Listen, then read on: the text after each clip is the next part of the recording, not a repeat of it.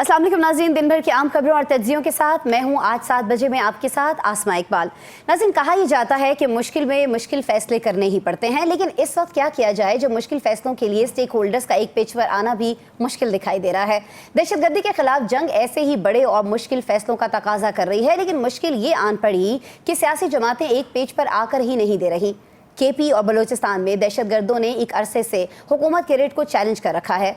कल अदम टीटीपी हो या BLA, वो अपने अहदाफ में यकसू हैं, लेकिन इन सूबों में मौजूद सियासी जमातें हैं कि वो मिल बैठने पर तैयार नहीं।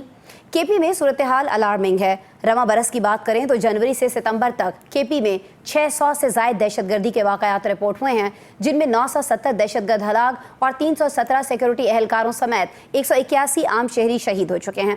ऐसे में सिक्योरिटी फोर्सेस के जवान सरों पर कफन बांधे दहशतगर्दों को शहरों की तरफ बढ़ने से रोक रहे हैं। IBO यानी इंटेलिजेंस बेस्ड ऑपरेशंस कर रहे हैं, और दूसरी जानिब केपी में बरसर इक़्तिदार जमात के बानी जेल से पूरी तवानाइयों के साथ इन कार्रवाइयों को ऑपरेशन कहकर मुखालिफत कर रहे हैं, और अब तो इनकी इस मुखालिफत की खुद पार्टी से मुखालिफत होने लग गई है।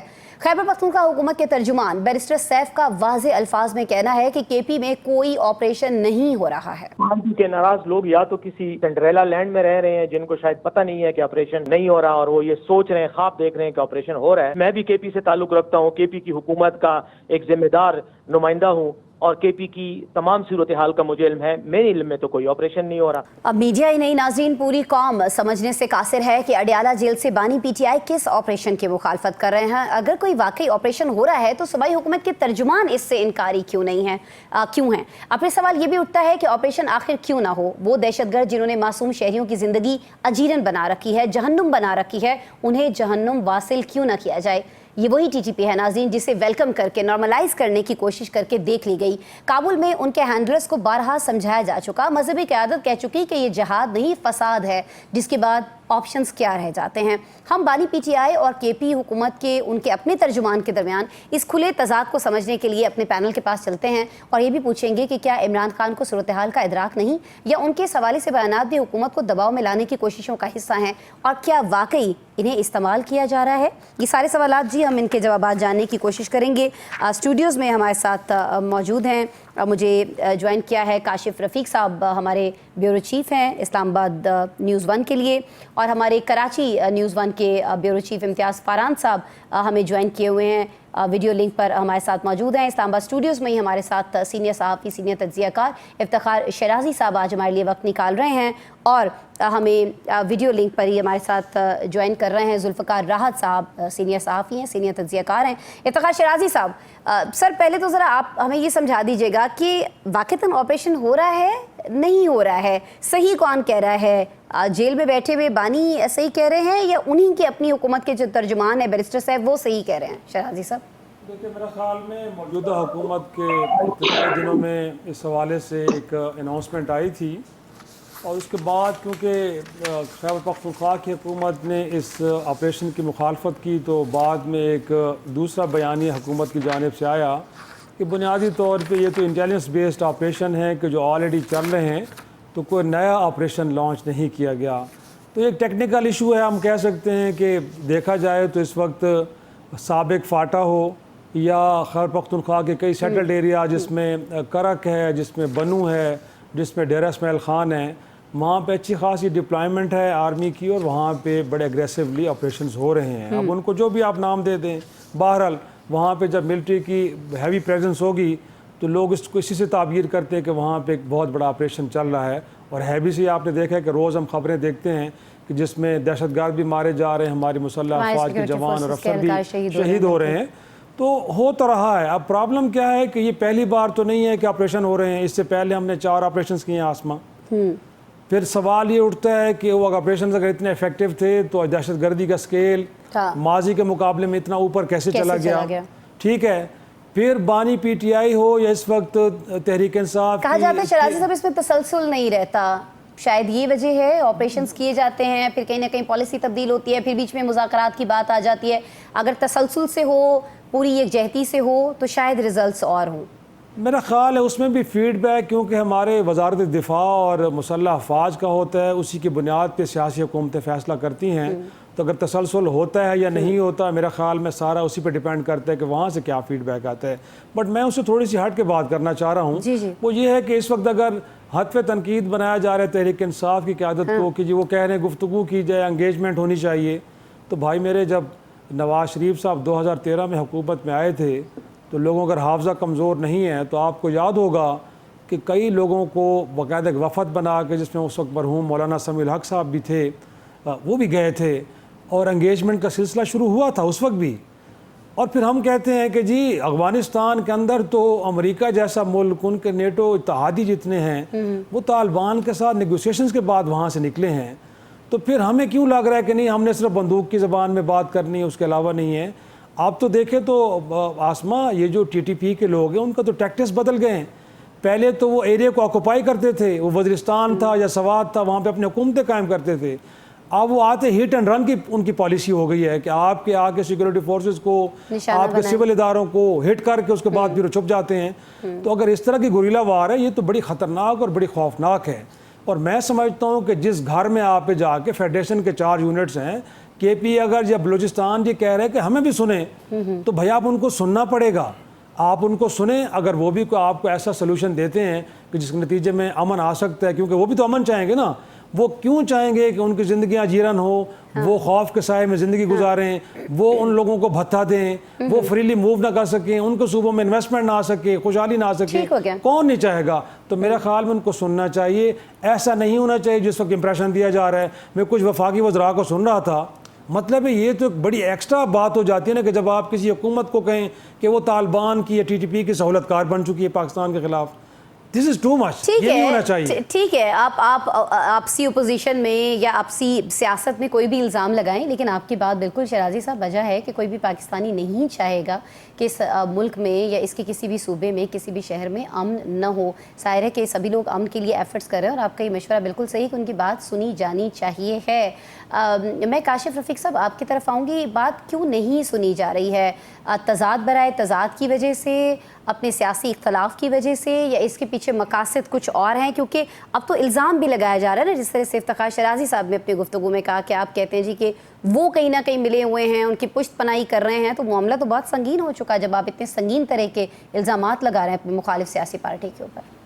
बिस्मिल्लाहिर्रहमानिर्रहीम।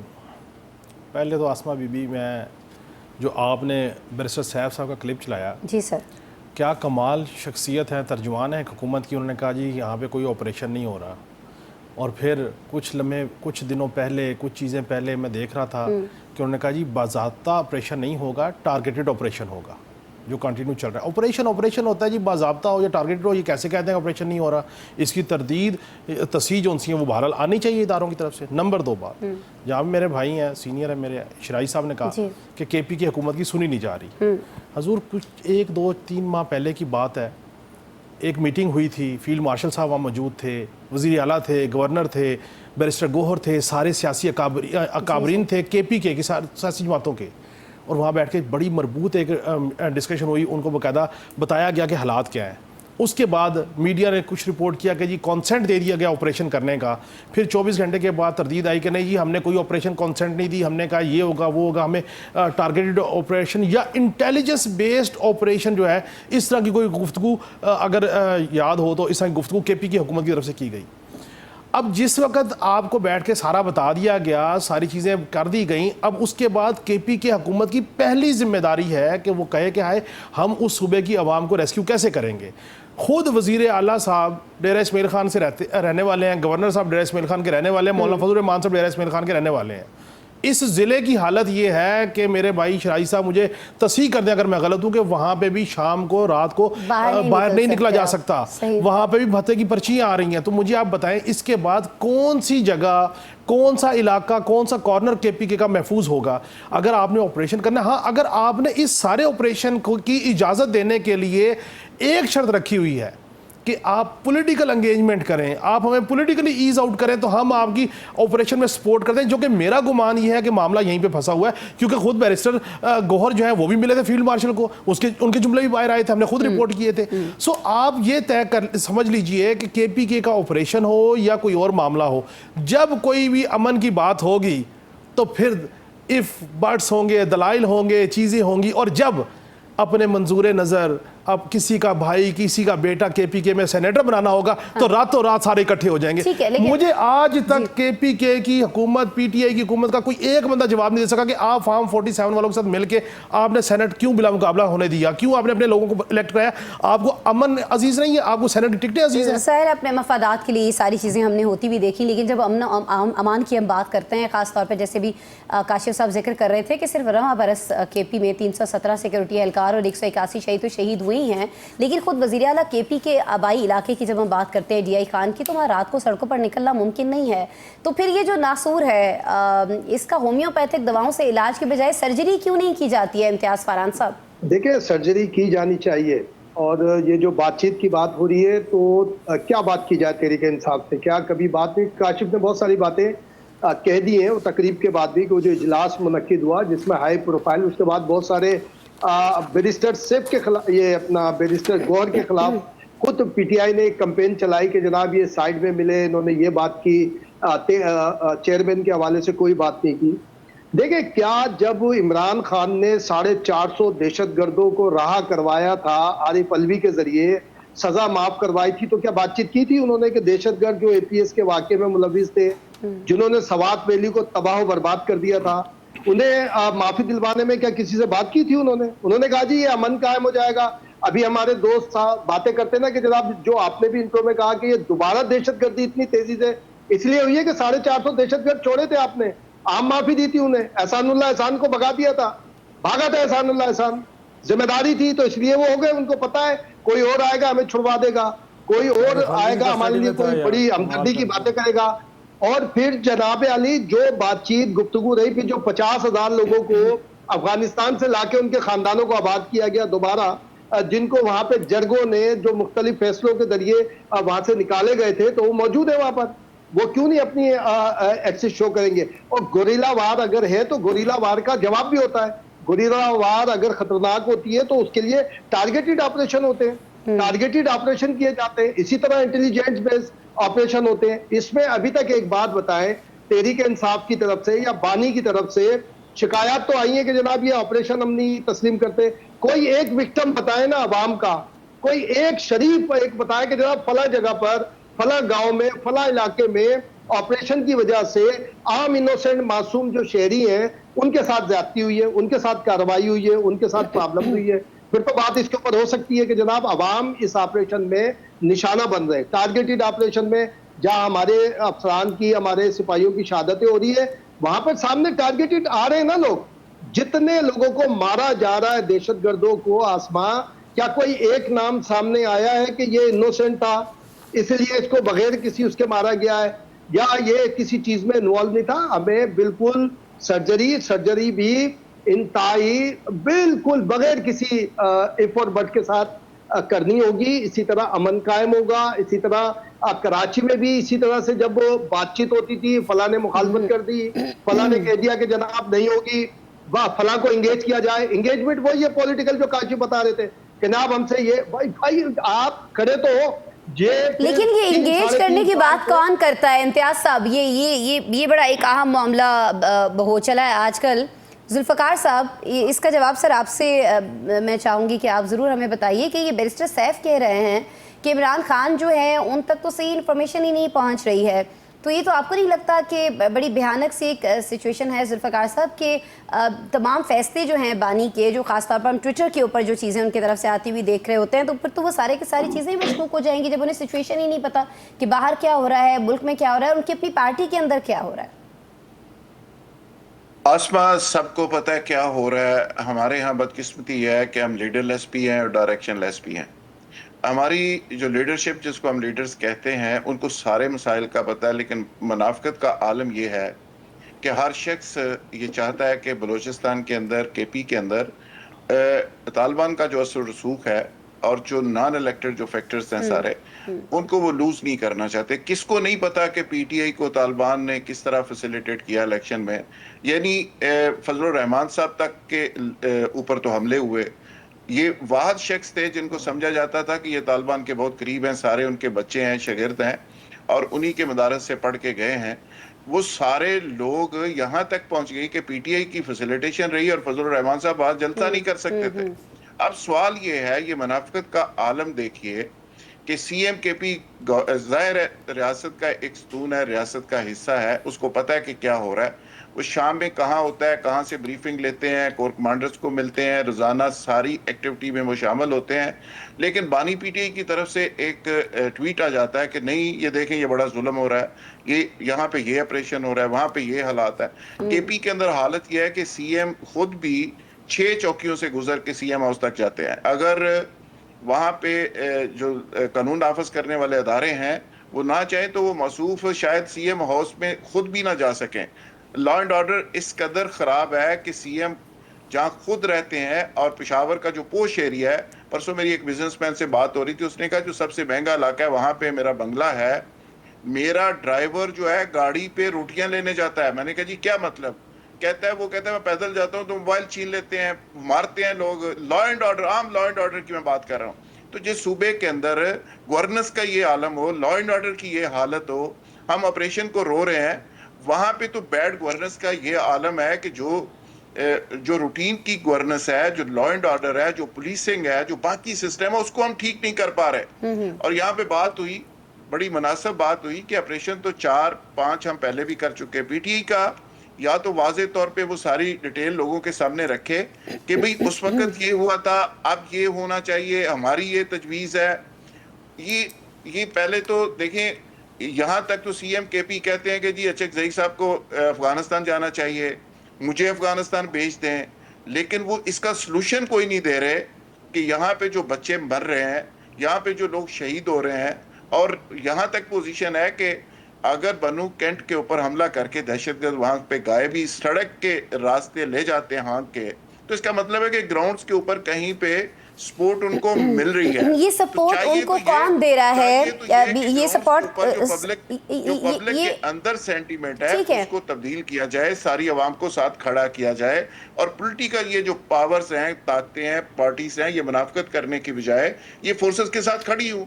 मुनाफिकत और सियासत दोनों नहीं होने चाहिए हैं दहशतगर्दी का जो मसला है इसको लेकर। लेकिन ये दहशतगर्दी जो है ये क्यों केपी के अंदर बढ़ती चली जा रही है? क्या कोई तालिबान ने अपनी स्ट्रैटेजी जो है वो चेंज कर ली है? उसमें कोई बदलाव आया है कि हम इतने सारे वाकयात बढ़ते हुए देख रहे हैं, या ये जो हम आपसी एक नफाक है हमारे अंदर, खासतौर पर हमारी सियासी जमातों के अंदर, और तय नहीं कर पा रहे हैं हम कि हमें ऑपरेशन करना है नहीं करना है, और अभी तक तो यही नहीं तय कर पा रहे हैं कि ऑपरेशन हो भी रहा है या नहीं हो रहा है। तो ये तो इस पर जिम्मेदारी शायद आयद की जा सकती है बढ़ते हुए वाकयात की।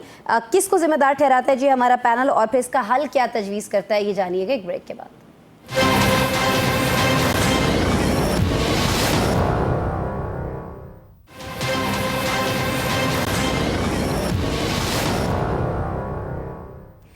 वेलकम बैक जी। पीटीआई जो है वो अपने ही फैसलों पर हमें कहीं ना कहीं उनमें तजाद का शिकार दिखाई देती है। अपने ही फैसलों पर वो हमें मुतजाद राय रखते हुए दिखाई देते हैं, लेकिन एक राय जो उनकी मैच हो रही है तालिबान से मुज़ाकरात की, वो तालिबान ही से मैच हो रही है, क्योंकि तालिबान भी पाकिस्तान हुकूमत को ये पेशकश कर रहे हैं। इफ्तिखार शराजी साहब, ये तो वही पेशकश है जो पीटीआई करती थी, अब तालिबान ने भी कह दिया पाकिस्तान हुकूमत से कि जी कर लें, हमसे मुज़ाकरात कर लें, हमसे बातचीत कर लें। मेरा ख़्याल में तो यही मशवरा हमने अमेरिका को भी दिया था, और अमेरिका ने बिलाखिर हमारा मशवरा मान के तो फिर कतर के अंदर एक मुज़ाकरात का सिलसिला चलाया था, और उसके नतीजे में फिर उनको यहाँ से जाना पड़ा और इक़्तिदार तालिबान के हवाले करना पड़ा।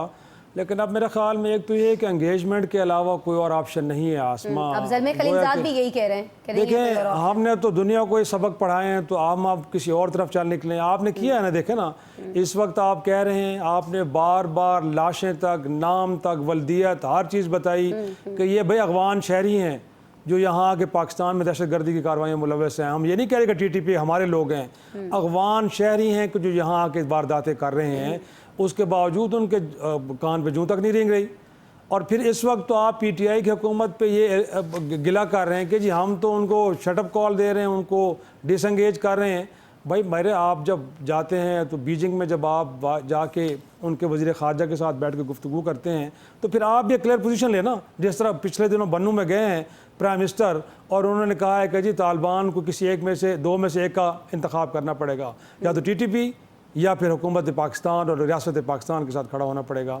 तो फिर आपको भी चाहिए कि दोस्त ममालिक भी अगर आपसे कहें तो आप कहें कि हम तालिबान से एंगेज नहीं करना चाहते जब तक वो अपनी पॉलिसी के अंदर कोई क्लैरिटी लेके नहीं आते। शाहिद साहब, दूसरी बात आपके वही, नज़दीक हल क्या है? आप खुद क्या समझते हैं कि क्या मेरा हल ख्याल है इसका? कि देखें, मुज़ाकरात किए जाने चाहिए सर। मुज़ाकरात के अलावा अगर आप किसी और ऑप्शन की तरफ जाएंगे तो बड़ी ख़तरनाक होगी। देखें, कुछ हकीकतें हैं आसमा जिनको मानना पड़ेगा कि उनको ग्राउंड के ऊपर कुछ लोगों की हमदर्दियाँ हासिल हैं। हम ये नहीं कहते कि पाकिस्तान के 26 करोड़ अवाम दहशतगर्दों के साथ खड़े हैं, लेकिन लोकल सपोर्ट भी है, और इस तरह की गुरीला कार्रवाइयाँ लोकल सपोर्ट ना हो तो नहीं हो सकती।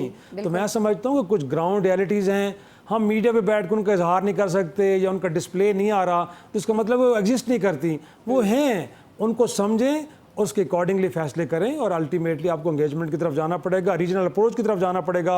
ईरान जैसा मुल्क शायद इसको भुगत चुका है, रशिया भुगत चुका है, चीन भुगत चुका है। हम उन लोगों के साथ क्यों नहीं बैठते कि हम मिल के 4-5 ममालिक अल्टीमेटली अफगान हुकूमत को मजबूर करते हैं कि वहाँ से जितनी प्रॉक्सीज उनको ख़त्म किया जाए। हिंदुस्तान कर रहा है या टीटीपी के लोग हमें वहाँ से बैठ के हमें ख़राब कर रहे हैं। लेकिन ये फैसला तो हो नहीं चुका कि अब हम सॉफ्ट स्टेट नहीं हैं, अब हम हार्ड स्टेट हैं, लेकिन अकेले ये आप काम नहीं कर सकते। आपको एक कोलैबोरेटेड एफर्ट की तरफ जाना पड़ेगा, रीजन के ममालिक के साथ मिल के एफर्ट करनी पड़ेगी। अगर आप ये समझते हैं कि पाकिस्तान अकेले इतने बड़े अजाब को ख़त्म कर पाएगा तो आपने अरबों रुपए खर्च करके अफगान बॉर्डर को फेंस किया, उसके बाद आप इंटेलिजेंस बेस्ड ऑपरेशन कर रहे हैं, आपके पास अब बहुत बड़ी टेक्नोलॉजीज आ चुकी हैं, अब तो आप ड्रोन्स तक यूज़ कर रहे हैं, उसके बावजूद ये स्केल अप हो रही है दहशतगर्दी। तो फिर सवाल तो उठते हैं कि कहाँ फ्लॉज हैं। फ्लॉज इसी में हैं कि एक तो ये है कि आप स्टेक होल्डर जितने भी हैं उनको सुनना पड़ेगा, और मोर इम्पॉर्टेंटली रीजन के ममालिक को इंगेज करके एक जॉइंट स्ट्रेटजी के साथ इनके साथ निपटना पड़ेगा। अगर नहीं करेंगे तो खुदा न खास से इसमें फिर लेकिन इम्कानात बढ़ते जाएंगे। रीजन के ममालिक की आपने बात की, तो अभी आज ही की खबर आई है, पड़ोस से हमारे आई है, भारत से।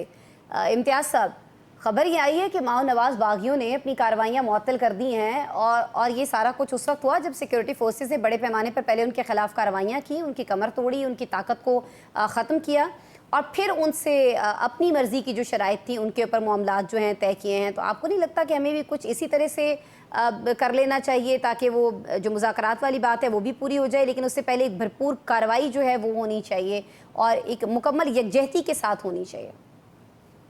देखिए, माओ नवाज जो जिन दहशतगर्दों की या बागियों की आप बात कर रहे हैं, उनका एक मोटिव सामने है, उनकी डिमांड सामने है, और उन्होंने अपनी डिमांड्स के ऊपर स्ट्रगल कहें या बगावत कहें, जो भी करते हैं वो सारी बातें उसके ऊपर करते हैं। टीटीपी का तो आज तक ये सामने ही नहीं आया कि आया क्या वो चाहते हैं, किस तरह से वो मामलात को लेके आगे बढ़ना चाहते हैं। वो भी फातह में अपनी इस्लामी रियासत कायम करना चाहते हैं, मुतालबात दिए हुए उनकी जानिब से जनाब, उनको उन्होंने कहा हुआ है पाकिस्तान इस्लामी रियासत है, पाकिस्तान के खिलाफ बात कर ले वो कि जनाब पाकिस्तान में इस्लामी रियासत नहीं है, पाकिस्तान इस्लामी जमहूरिया पाकिस्तान नहीं है, फिर ऐलान करें वो कि जी इस्लामी जमहूरिया पाकिस्तान नहीं है। और जहां तक बात है कि रीजन, बिल्कुल रीजन में हमें कॉन्फिडेंस में लेना चाहिए, लेकिन ईरान का एक्सपीरियंस भी हमें सामने रखना चाहिए, चाइना का एक्सपीरियंस भी। हम शिंजान में जो बात करते हैं, तो जब वहां से डिमांड सामने आई तब बात हुई ना उनसे, वो लोकल थे, लोकल से बात की चाइनीज ने।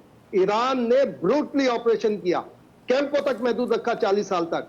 अभी जब थोड़े अरसे पहले, 6-7 महीने पहले, साल पहले जो 2-3 एक्टिविटी हुई, तो उन्होंने क्या किया, बसों में भर के बाहर भेज दिया, उन्हें उड़ा दिया सारे जो थे, सारी चीजें। क्या हुआ उसके बाद? दहशतगर्दी काबू आ गई। हम यहाँ पर सिर्फ सारे पाकिस्तान में, इस्लाम भी पाकिस्तान में आता है, सारी हमदर्दी भी, इंसानी हुकूक भी पाकिस्तान में आते हैं, तमाम चीजें इंसानी हुकूक में। बच्चों की शहादतें भूल जाते हैं हम, सैकड़ों बच्चों को उड़ा दिया, उसके ऊपर सारी चीजें, उनको सबको छोड़ दिया दहशतगर्द। तो अब ये तो यही करेंगे कि जनाब फिर ये होगा, हम अपने 4-6 लोगों को कन्फाइन कर लेंगे, घेर लेंगे, अपने लोगों को छुड़वा लेंगे। हम इस मामले पे खुद एक जबान क्यों नहीं होते? हम या तो हम ये कहते हैं हमारी फोर्सेस टोटल नाकारा है, बिल्कुल गलत ऑपरेशन कर रही है, उनके पास इंफॉर्मेशन भी सही नहीं है। अब हम अफगानिस्तान से लगे होते हैं कि जनाब कतर में इसलिए कामयाब हुए डायलॉग कि वहां पर एक एजेंडा था, वहां पे एजेंडा था कि जनाब यहां से नेटो जाएगी तो हम आएंगे। अब क्या नेटो को सद नहीं कर रहे होंगे अफगान जो वहां पे बैठे हैं, इस्लामी रियासत के नाम पर जो बात हो रही है वहां पर सारी चीजें, तो क्या नेटो को सद नहीं कर रहे होंगे? क्या अमेरिका तालिबान ने कमिटमेंट भी दी थी जनाब के उनकी फाइल किसी के खिलाफ इस्तेमाल नहीं होगी, लेकिन आज हो रही है, और कौन कमिटमेंट कहाँ गई? वो फिर ट्रम्प देखे ना, वो ट्रम्प भी तो उनकी तारीफें करता है। तो हमें एक जगह आसमां आना पड़ेगा, कम्युनिटी को लेके डायलॉग करें, डायलॉग से कोई मना, लेकिन किससे डायलॉग होंगे? किससे? वो टीटीपी के लिए कहते हैं जी हमारा ताल्लुक ही नहीं है। क्या अफगानिस्तान के वजीर खारजा ने और जो वहां के जो जिम्मेदारान थे, आई थिंक वजीर दाखिला भी थे, उन्होंने कहा हमारा ताल्लुक ही नहीं है, हम तो जानते ही नहीं उन्हें कौन है, आते जाते।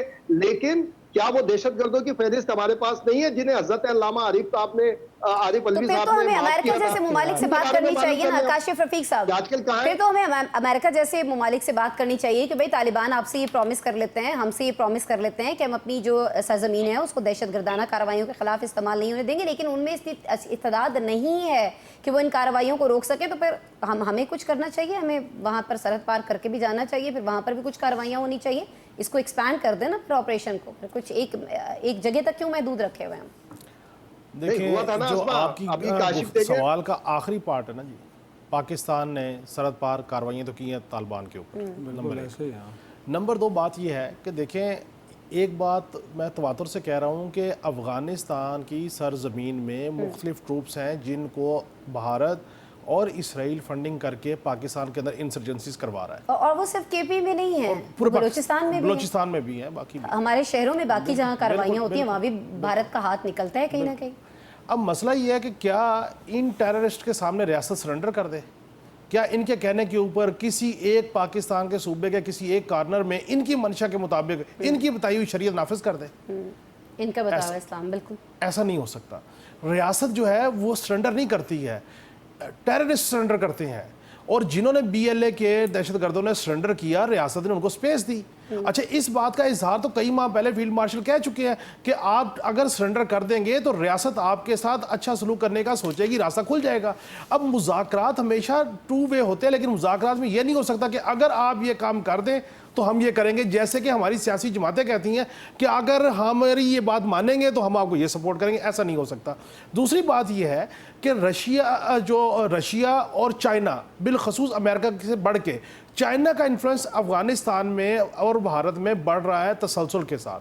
अगर चाइना चाहेगा, चाइना इसमें रोल प्ले करने की कोशिश कर रहा है और चाइना ने ही रोल प्ले किया अब तक, तो वो अफगानिस्तान में जो इस तरह के एवेन्यूज़ हैं उनको एड्रेस करवाएगा वाया तालिबान, और हम यहाँ से करेंगे। लेकिन एक बात बड़ी क्लियर है, रियासत को दहशतगर्द की कार्रवाई करने वाले हों या उसके सहूलतकार हों, उनको एक ही नज़र से देखना होगा और एक ही तरीके से उनको ट्रीट करना होगा। ये नहीं हो सकता कि सहूलतकार जो है, ये जो बात शराई साहब ने की, सहूलतकारी तो अंदर से हो रही है, वो किसी भी नौयत की हो, वो आपकी डिजिटलाइजेशन में हो, वो आपकी इकॉनमी में हो, वो आप किसी भी हो, वो पोलिटिकल हो, आपको उन सहूलतकारों को आइडेंटिफाई करना है, उनको कैफे किरदार तक पहुँचाना है। जो टेररिस्ट आपके सामने सरेंडर कर देते हैं उसको आपने लेके आना है। लेकिन इस सारे मामले में बहुत हद तक हमने फेंसिंग लगा के अमन कायम कर लिया था, चीज़ें कर ली थी। लेकिन अनफॉर्चुनेटली जब रजीम चेंज हुई और उसके बाद जो फिर केपीके में हुआ, और मैं आपको एक बात बताऊं, मुराद सईद साहब के प्रेस कॉन्फ्रेंसेस, उनके वीडियोस जो है वो रिकॉर्ड का हिस्सा है, जो उस वक्त तवातुर से कहते रहे कि मेरे हल्के में केपीके में तालिबान रीयूनियन हो रहे हैं, इसके ऊपर नोटिस ले करें। और ये मुराद सईद साहब कहते रहे हैं जिनकी केपीके में हुकूमत थी, जिनकी पार्टी की। सो आपने उस वक्त चीज़ों को एड्रेस नहीं किया। अभी भी अगर आपने एड्रेस करना है तो आपको मुज़ाकरात भी करने होंगे, आपको इनका कला कमा भी करना होगा। लेकिन देखें ना, आपका डेरा इस्माइल खान महफूज नहीं, आपका बन्नू महफूज नहीं, उन जो कौम के बच्चे हैं उनका कसूर बता दें कि जो अपनी जानों का नजराना पेश कर रहे हैं और छोटे छोटे बच्चे उनके यतीम हो रहे हैं। ठीक है, ये सवाल वहाँ से भी आता है जब हम केपी की बात करते हैं या जब हम बलूचिस्तान की बात करते हैं। जुल्फ़कार साहब, वहाँ से भी यही शिकायत आती है कि जी हमारे इन इलाकों को, हमारे सूबों को सिर्फ आप एक सिक्योरिटी के उसमें तनाजुर में देखते हैं, लेकिन जो वहाँ के जो सोशल इश्यूज़ हैं, जो सोशल मसाइल हैं, उनके ऊपर जो है तो तवज्जो नहीं दी जाती। और वहाँ कहीं ना कहीं फिर एहसास महरूमी पाया जाता है। वही जो बाकी पैनल हमारा बात कर रहा था कि फिर ये लोग जो हैं कहीं ना कहीं अपने एहसास महरूमी को ख़त्म करने के नाम पर इन दहशतगर्दों की सहूलतकारी कर रहे होते हैं। तो आपको नहीं लगता जुल्फ़कार राज साहब की भी एक बेसिक चीज़ है, अगर इस पर भी तवज्जो दी जाए तो कहीं ना कहीं हमें मदद मिल सकती है दहशतगर्दी के सफीद पर काबू पाने में? आसमा, ये बड़ा ज़रूरी है कि दहशतगर्दी की बात तो हम करते हैं, लेकिन दहशतगर्दी फैलाने और उसको पैदा करने वाले जो अवामल हैं उस पर बात नहीं करते कि उसका तदारक कैसे हो सकता है। और अगर परमानेंट बुनियादों पे आप टेररिज्म को, दहशतगर्दी को ख़त्म करना चाहते हैं तो उसकी वजूहात में जाना पड़ेगा। बात आपकी बिल्कुल दुरुस्त है, लेकिन सवाल ये है कि ये जो एहसास महरूमी की लोग बात करते हैं, इसकी असल एहसास महरूमी की पैदा करने का सबब भी वो लोग हैं जो आज बात कर रहे हैं। अच्छा, जई साहब और मैंगल साहब जो आज PLA की जुबान बोल रहे हैं, तो क्या वो वहां पे को बैठ के बहुत बड़ा जहाद कर रहे हैं? सबको पता है अपनी पॉलिटिकल सर्वाइवल के लिए कर रहे हैं। उनको पता है कि बलूचिस्तान के अंदर अगर सियासत करनी है तो उसको वो लाइन लेनी है। आज वो उस लाइन से हट जाएं, वो अपने हलकों में नहीं जा सकते। KP के अंदर भी इसी तरह का मामला चल रहा है। और मैं अगेन ये कहूंगा कि आप गवर्नमेंट के अंदर होते हैं तो आपका स्टांस और होता है, अपोजिशन के अंदर होते हैं तो आपका और होता है, इलेक्शन करीब आते हैं तो आपकी सोच और होती है। मसला सिर्फ पॉलिटिकल सर्वाइवल का है। सारे लोगों को पता है कि ना सिर्फ ग्राउंड्स के ऊपर तालिबान को फैसिलिटेशन और उसको सपोर्ट हासिल है, बल्कि सियासी तौर पे भी वो एक बड़ी एक अपना रसूख रखते हैं। बहुत सारे लोग ऐसे हैं आपके पॉलिटिकल जो उनसे राब्ते में है। बहुत सारे लोग ऐसे हैं जो किसी ना किसी शक्ल में उनकी फैसिलिटेशन और सिस्टम के अंदर शामिल है। देखें, हमसाए तब्दील नहीं हो सकते। ईरान है, अफगानिस्तान है, आप सरहद को, बॉर्डर को ख़त्म नहीं कर सकते। जिस वक्त इजराइल ईरान जंग जारी थी, पूरा जितनी दिन जंग जारी रही, आपके बलूचिस्तान में KP के अंदर एक वाकया नहीं हुआ। तो इसका मतलब है सारा नेटवर्क तो उधर से चल रहा था। जो ही वहां पे थोड़ा सा अमन हुआ, कुछ लोग पकड़े गए और बाकी फिर दोबारा से एक्टिव हो गए। अब सवाल ये है कि यहाँ पे जो कंट्री टू कंट्री रिलेशंस होते हैं, ये किसी नफरत या किसी रोमांस की बुनियाद पे नहीं होते, अपने अपने नेशनल इंटरेस्ट की बुनियाद पे होते हैं। चाइना ने पहले भी रोल प्ले किया था जब आप इंडिया के साथ एंगेज थे मार्का हक के अंदर। तो चाइना ने आपका ये जो बॉर्डर है इसको थोड़ा सा पुरअमन किया था। अफगानिस्तान से उन्होंने बात की थी और यही वजह थी कि आप इंडिया को जवाब दे सके। वरना तो पॉसिबल नहीं है ना कि आप मशरक में भी लड़े और मगरब में भी छुरा पीछे से आपको घोंपा जाए, तो पॉसिबल नहीं कि आप इंडिया से लड़ सकें। तो लिहाजा आपको टॉप प्रायोरिटी के अंदर जाके अफगानिस्तान का इस इशू को एड्रेस करना होगा, सियासी मुनाफिकत से बाहर निकलना होगा, गुड और बैड की बहस से भी निकलना और होगा। ऐसा हंगामी बुनियादों पर किया जाना चाहिए है। पॉलिटिकल इकाइयों को साथ बिठा के इसका कुछ सोल्यूशन देना होगा। ठीक हो गया, ठीक हो गया। और ये सारा चीज़ें जो हैं ये फ़ौरन से होनी चाहिए हैं और सियासत से बालातर होकर ये सारे फैसले जो हैं ये करने होंगे। नाज़रीन, प्रोग्राम में एक ब्रेक शामिल करते हैं और ब्रेक के बाद जब हम आपसे मिलेंगे तो ये एशिया कप में भारत की टीम ख़ास तौर पर और फिर मोदी सरकार जो गेम खेल रही है, कुछ उसका जिक्र करेंगे।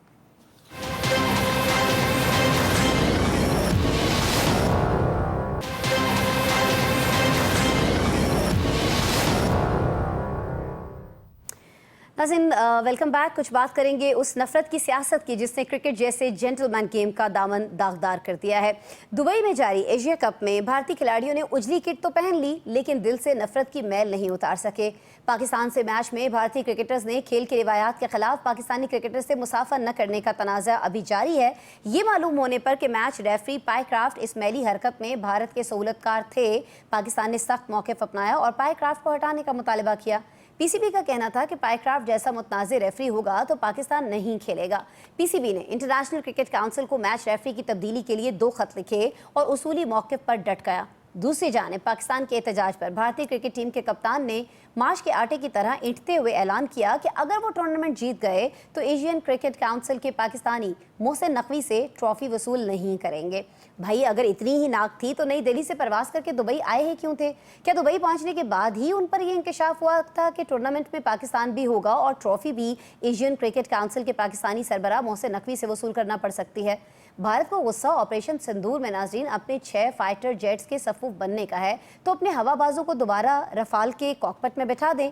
ये क्या कि अस्करी मैदान में पिटाई का बदला खेल के मैदान में लेने के लिए बच्चों की तरह ज़मीन पर लेटकर मचला चला जा रहा है। ऑपरेशन सिंदूर ने भारत को सिफारती महफिलों से दूर तो किया ही था नाज़रीन, अब भारतीय क्रिकेट टीम के उस नफरत अंगेज अमल ने मजीद जगहसाई का सामान उसके लिए कर दिया है, जिस पर आलमी मीडिया में खूब लेदे हो रही है। लेकिन इस हवाले से एक राय ये भी पाई जा रही है कि मैच रेफरी पर सारा नज़ला गिराना दुरुस्त नहीं था, जबकि पाकिस्तान में बाज़ नाक़दीन ये भी कहते दिखाई दे रहे हैं कि पाकिस्तान क्रिकेट बोर्ड ने कौमी क्रिकेट टीम की शिकस्त से तवज्जो हटाने के लिए ये सब कुछ किया और उसमें कामयाब भी रहा। हमारा पैनल इस हवाले से क्या राय रखता है, ये उन्हीं से जान लेते हैं। शराजी साहब, सर ये फरमा दीजिए कि भारतीय कप्तान का कहना है कि अगर वो टूर्नामेंट जीत जाते हैं तो एशियन क्रिकेट काउंसिल के जो चेयरमैन मोहसिन नकवी हैं उनसे ट्रॉफी भी नहीं लेंगे। इस पर PCB के चेयरमैन मोहसिन नकवी का रद्द-ए-अमल क्या होना चाहिए? सर, क्या उन्हें इस तकरीब में जाना ही नहीं चाहिए, शरीक नहीं होना चाहिए, कोई और ऑप्शन है हमारे पास? वो तो मेरे ख्याल में चैम्पियंस ट्रॉफी के मेज़बान भी हम थे और उस वक्त तो मेरे ख्याल में किसी ने भी स्टेटमेंट नहीं दी थी। कि मोहसिन नकवी साहब अगर ट्रॉफ़ी देंगे तो वसूल नहीं करेंगे, लेकिन उस वक्त हमने खुद तनकीद की थी कि वो टूर्नामेंट के जिसके मेज़बान हम थे तो मोहसिन नकवी साहब वहाँ पे ट्रॉफ़ी देने के लिए क्यों मौजूद नहीं थे।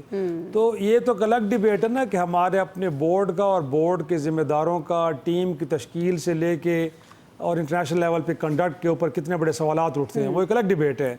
लेकिन इस वक्त तो हम भारतीय तर्ज अमल को डिस्कस डिबेट कर रहे हैं। तो मेरा ख्याल में जिस तरह आपने इब्तदाई में भी कहा कि इट्स जेंटलमैन गेम, बट उसके अंदर भी नफ़रतों को और सियासत को जिस अंदाज में लेके आया गया है, और कहा जा रहा है कि वहाँ पे जो उसने पॉलिटिकल स्पीच दी है भारतीय कप्तान ने, वो वहाँ की हुकूमत की जानिब से डायरेक्शंस थी कि आपने वहाँ पे जाके सियासी गुफ्तगू करनी है, और साथ में ये भी कहा गया था कि हैंड शेक भी आपने नहीं करना। तो जब हुकूमतें इस लेवल पे इन्वॉल्व हो जाएं, और मैं समझता हूँ कि हिंदुस्तान की तो तारीख़ रही है, आप देखें कि हमारे लोगों को क्रिकेट के मैदान में वो बुकीज़ के ज़रिए उनको ट्रैप करना हो, सईद अजमल जैसे स्पिनर की एक्शन के ऊपर एतराज़ करना हो, या इवन के पाकिस्तान के दौरे पे आए श्रीलंकन टीम पे हमले के अंदर भी जो डांडे हैं वो जाके कहीं हिंदुस्तान से मिलते हैं। तो मैं समझता हूँ कि इस गेम को और इस गेम को सियासत के लिए इस्तेमाल करना, गोए कि पूरी दुनिया में हम तरकीब नहीं कर रहे।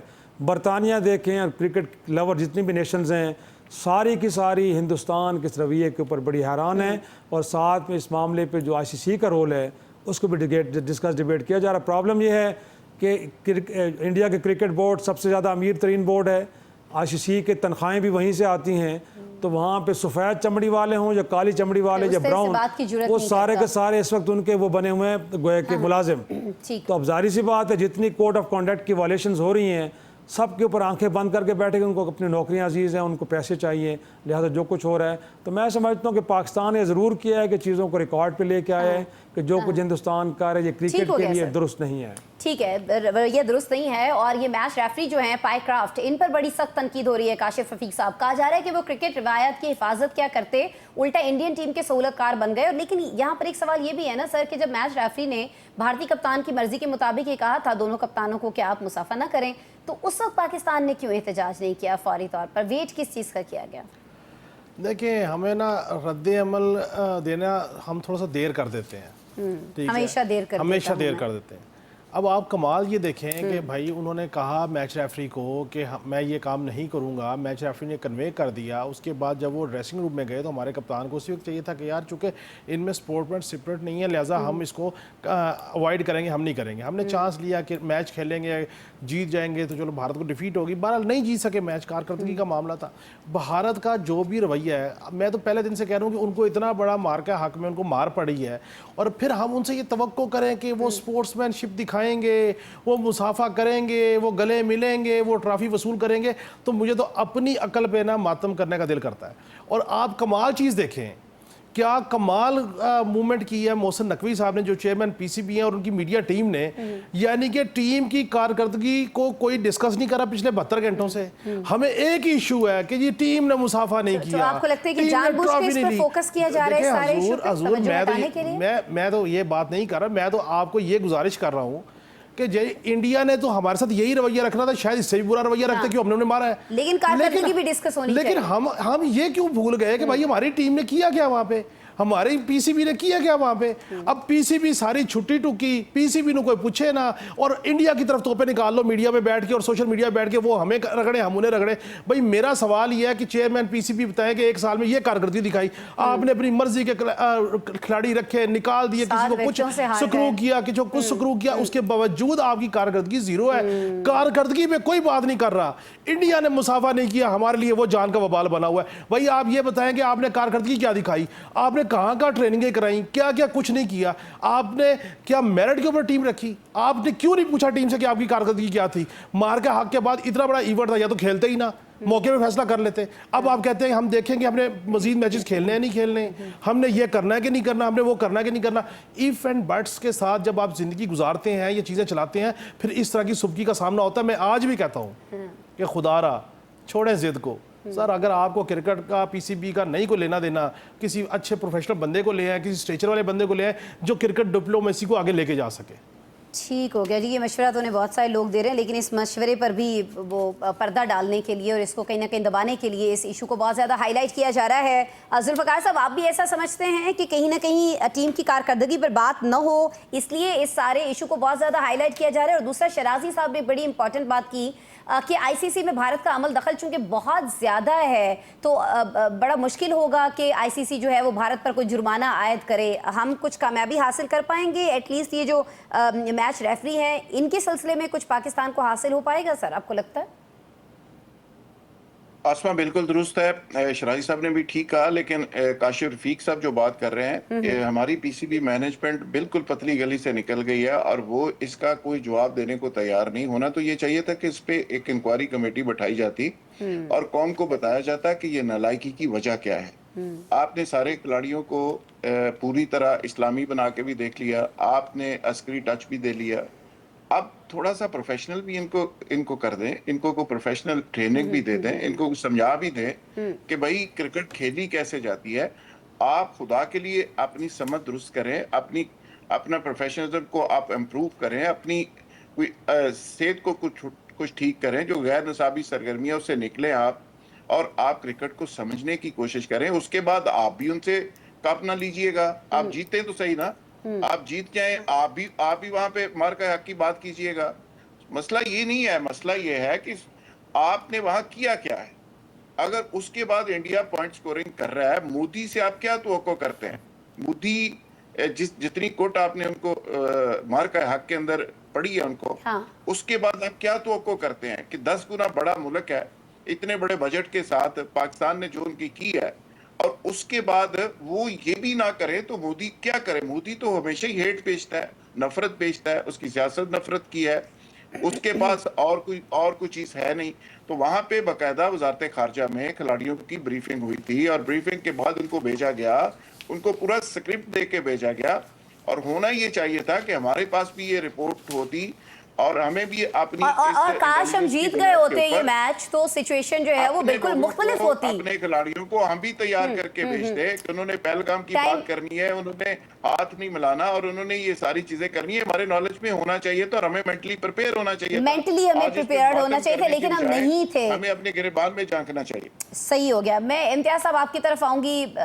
बड़ी तल्ख बातें भी हो गई, लेकिन जाहिर है कि ये सारी सच्ची बातें हैं और इस पर तवज्जो हमें देनी चाहिए है। लेकिन एक और चीज़, चलिए टीम की कारकर्दगी को लेकर जब बात होती है, एक तो ये बता दीजिए कि एक्शन क्यों नहीं लिया जा रहा? सारे पैनल ने ये सवाल किया है और बार बार एक मौजूदा सूरत हाल में ये बात आती है कि रिजवान और बाबर को दोबारा टीम में लेना चाहिए, क्योंकि हर खिलाड़ी पर अच्छा बुरा वक्त तो आता रहता है, लेकिन ये नहीं कि मुकम्मल तौर पर किसी को हटा दिया जाए। और क्या इम्तियाज साहब वजह है कि कौमी टीम की कारकर्दगी जो है वो बुरी से बुरी होती चली जा रही है? क्रिकेट के स्ट्रक्चर से छेड़छाड़ जो है ये उसका खमियाजा है, क्योंकि कॉलेज और यूनिवर्सिटी लेवल पर हम देख रहे हैं कि पहले जो टूर्नामेंट्स हुआ करते थे अब बहुत बड़ी तादाद में, अब वो न होने के बराबर है। इम्तियाज साहब देखिए, इंतहाई माजरत के साथ ये तल्ख बातें नहीं है, ये हकीकत है, सच्ची बातें हैं जो कि तमाम पैनलिस्ट ने की है। इसके लिए पीसीबी को नोटिस नहीं लेना चाहिए। तल्ख यानी पीसीबी को इससे अपने तजर्बा लेना चाहिए, सबक लेना चाहिए आगे। ये सारा का सारा उन्होंने अपनी, जैसे हमने रावी पे कब्जा कर लिया था, रावी का पेट भर दिया था हमने इंक्रोचमेंट से, और हमने डाला कि आबी दहशतगर्दी की है हिंदुस्तान ने, और बिल्कुल उसी तरह का रवैया उसने किया कि रेफरी के जरिए पहले इतला दे दी, जैसे पानी एंड टाइम पे छोड़ने से पहले इतला दे दी थी और पानी कुछ ज्यादा छोड़ दिया था, इस तरह रेफरी के जरिए इतला दे दी उन्होंने कि जनाब हाथ नहीं मिलाएंगे। तो उसके बाद तो क्या हमारी टीम को शर्म नहीं आई? उनको चाहिए था, जब ये मैसेज कम्युनिकेट हो गया है तो उन्हें मार्का हक करना चाहिए था वहां पर, खूब जज्बे के साथ। हार भले हो जाती लेकिन खेलते हुए तो नजर आते, कम से कम आगे बढ़ते हुए तो नजर आते कि लगता कि आज ही गेम कर रहे हैं। और जहां तक रिजवान और बाबर वाली बात है, बात वही हमारे यहाँ बिल्कुल पॉलिटिकल, जैसे मुल्क के अंदर पॉलिटिक्स होती है, इसी तरह हमारे क्रिकेट टीम के अंदर पॉलिटिक्स होती है कि रिजवान के जो, तो ये पॉलिटिक्स कौन होने दे रहा है? ये चेयरमैन साहब पे नहीं आता? अभी देखिए ना, पीटीआई के अंदर अगर कुछ गड़बड़ होती है तो वो जेल में बैठे हुए बानी के ऊपर इल्जाम लगा दिया जाता है। तो यहाँ तो पीसीबी के चेयरमैन जिम्मेदार है ना, बिल्कुल मोहसिन बिल्कुल चेयरमैन जिम्मेदार हैं। वो इस पर जो यहाँ पर इंटेलिजेंस जो इसकी होती है, इंफॉर्मेशन जो होता है कि जनाब आज ये गैर निसाबी सरगर्मियों में कहाँ गए, कितने बजे कमरे से निकले, तो इन बातों के ऊपर भी जिम्मेदारी इनको कबूल करनी चाहिए चेयरमैन साहब को। और इस मामले में या तो तैयारी करनी चाहिए, नहीं तो साइड लाइन पे होकर इनको रिजाइन करके घर जाना चाहिए, किसी और प्रोफेशनल को मौका देना चाहिए और टीम के अंदर से पॉलिटिक्स निकालनी होगी, क्योंकि बहुत सारी बातें हम सब जो जाती तौर पे जानते हैं, जो दुबई आना जाना होता था, ये सट्टेबाजों ने जितनी एंट्री हमारे काबू में किए हुए हमारे क्रिकेटर्स को, मैं समझता हूँ शायद दुनिया की कोई और टीम इस तरह से उनके इंस्पायरेशन में नहीं होगी, उनके कंट्रोल में नहीं होगी। ये गैर निसाबी सरगर्मियों से लेके कैश सरगर्मियों तक उन्होंने बड़ी तकलीफ से ये बात करनी पड़ती है। दुबई में हम अपनी आंखों से देखा करते थे, सारी चीजें तय करके होती थी कि अब आपको गैर निसाबी सरगर्मियां बताने ना लग जाइएगा। नहीं, मैं भी बिप भी नहीं लग सकेगी उसके ऊपर। तो ये हमें बीइंग ए पाकिस्तानी, जब हमने तैयारी की और जवाब दिया हिंदुस्तान को, तो हमारी टीम को खुदारा हाथ जोड़ के गुजारिश है ठीक हो गया, पाकिस्तानी बन के खेले और क्रिकेटर बन के ना खेले। अच्छा ठीक हो गया। जाते जाते मैं आप सबसे हाँ या ना में जवाब चाहूंगी, क्योंकि वक्त बड़ा कम है। आपको लगता है कि ये सारा मामला हुआ, शिकस्त की सुबकी तो हमें हुई, लेकिन अब जिस तरह से हम इस मामले को लेकर गए हैं आगे के, जी रेफरी को हटाएं, जुर्माना करें, दजनदार, आपको लगता है कि इसमें भी हमें मजीद सुबकी होगी, इम्तियाज साहब, या कुछ कामयाबी मिल पाएगी आपको लगता है? मैं समझता हूँ रेफरी ने जब मैसेज पहले दे दिया था तो मैं समझता हूँ सुबकी होगी, हमें सुबकी होगी। ठीक हो गया, हमने कोई तैयारी नहीं की। ठीक है, जुल्फकार राहत साहब। जी बिल्कुल, मैं भी इनसे इत्तेफाक करता हूँ, लेकिन मेरी तजवीज़ ये है कि पाकिस्तान एयरफोर्स के अंदर ना एक क्रिकेट की टीम बाकायदा तौर पे बना दी जाए और इस सारे पीसीबी को डिसॉल्व करके इनको किसी और काम पे लगाएं। मेरा ख्याल है एयरफोर्स के अंदर कोई लड़के भर्ती करके ना ट्रेनिंग करवा ली जाए, वो मेरा ख्याल है इस मैदान में भी जीत जाएंगे। शराजी साहब। स्क्वाश के मामले में तो तजर्बा ठीक नहीं रहा, लेकिन यहाँ पे भी कर लें, लेकिन मेरे ख्याल में इस मामले पे हमारा होमवर्क ठीक नहीं था, तो मुझे लगता है कि डिप्लोमेटिक फ्रंट पे भी हमें सुबकी होगी। काशिफ रफीक साहब, कोई उम्मीद है? कोई, वो तो कह रहे हैं हम ट्रॉफी भी नहीं लेंगे भाई, तो फिर रोक लें, देखिए वो बता दें मोहसिन साहब को ना जाए। ट्रॉफी लें या ना लें, मेरा ख्याल है कि एम्पायर जो है ना उसको हटा दिया जाएगा। हटा दिया जाएगा। चलें, लेट्स सी, कल के प्रोग्राम में इस पर डिस्कस कर लेंगे अगर हटा देते हैं। चलें, पाकिस्तान को कहीं ना कहीं थोड़ा बहुत तो मार्जिन देना चाहिए। इसी नोट पे अब आप प्रोग्राम खत्म करते हैं। कल दोबारा आपसे मुलाकात हो रही होगी। पैनल आप हमारे साथ मौजूद थे, काशिफ रफीक साहब, जुल्फकार राहत साहब, इफ्तिखार शराजी साहब और इम्तियाज़ फरहान साहब। आप तमाम साहिबान का बहुत शुक्रिया। नाज़रीन, आपने प्रोग्राम देखा, कल मिलते हैं आपसे दोबारा। ख्याल रखें अपना।